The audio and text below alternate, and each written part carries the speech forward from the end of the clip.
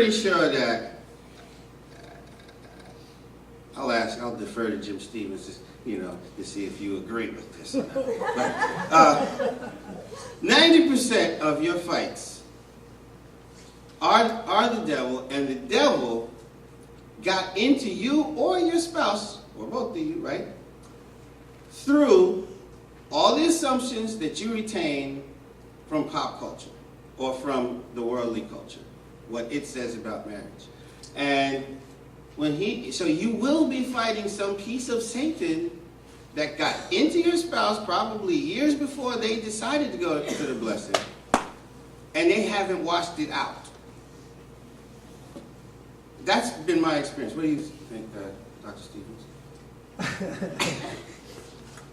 Well, I would add to that. Okay. That a lot of our parents and grandparents have ways of dealing with situations that we inherit. We look at it and we say, oh, well, that's the way my parents did it, so that's probably the way to do it. So we're involved in that relationship, so we continue to try and automatically fall into that kind of relationship, and it doesn't work. Right. So these two streams of influence, your ancestral line, which is not godly, right? Right. That behavioral line, it's not godly, right? So you know you got junk. So surrender. As soon as you realize that, surrender. This is the best thing you can do. Don't go ego in this thing, like trying to protect the sludge. Okay? So the sludge is in you, it got confronted, and that's how you found out that it was there. Okay? Because you were one with it, you didn't distinguish it, and the fight actually came and helped you distinguish it. And so then you remember this session, right?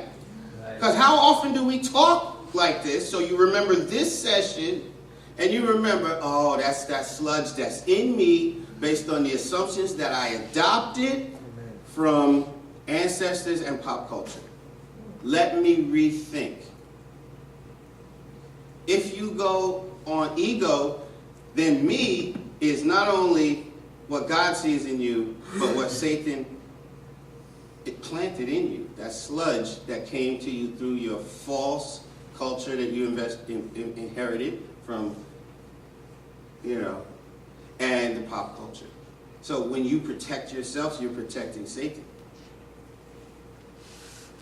So you have to allow this to come, and you have to remember this session, and you say, am I fighting for something that I should let go of? Okay?